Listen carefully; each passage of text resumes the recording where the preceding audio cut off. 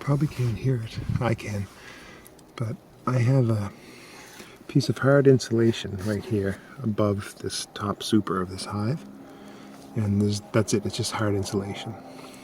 Now, no wood, nothing. And now I can hear them. The bees were clustered down below earlier in the winter, and now they're clustering up top. And I can hear them either chewing on that insulation, or they're just, making a noise with it.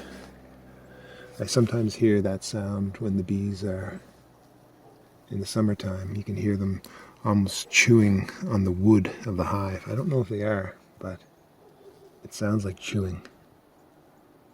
And they're definitely, you can see here, I don't know, yeah, I can see it, it's not showing through in the camera, but they're definitely clustering up now. I meant to put insulation on the back of this hive now, as well as the sides, and I think I'm going to have to put it on the back tomorrow, as soon as I can, just to give them that little extra bit of protection from these frigid temperatures we're having. It's funny, Newfoundland, the winter doesn't begin until January, and that's what's happening now. They're cold.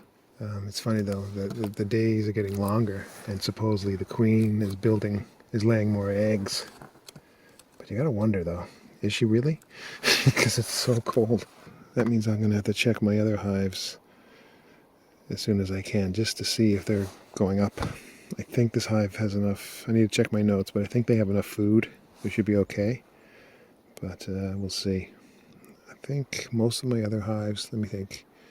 Yeah, I have to take a look at my other hives now just to see if they're clustering up now, because this is, for me, the way I've been running my hives in the past couple of years, 3 or 4 years maybe.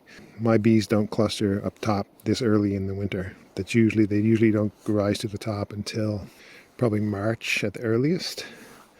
And this is January, and they're already up top.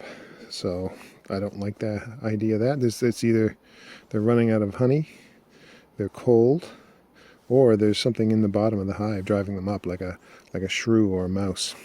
This is the first time I switched to these standard mouse guards, because I've had issues with shrews in the past, and some people tell me that the shrews can get through those standard mouse guards.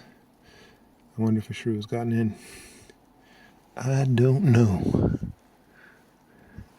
You can see here too, this is a crack between the top supers, but it's filled with propolis, so it should be a good seal. But if it isn't, boy, it must be cold, right? If that was actually a crack, oh, it'd be bad.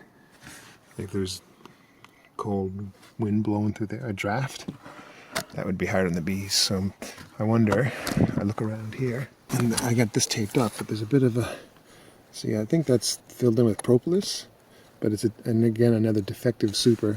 I got a bunch of supers from someone locally a little while ago, a few years ago, and I think half the supers I got were defective like this. They wouldn't fit together with my standard supers.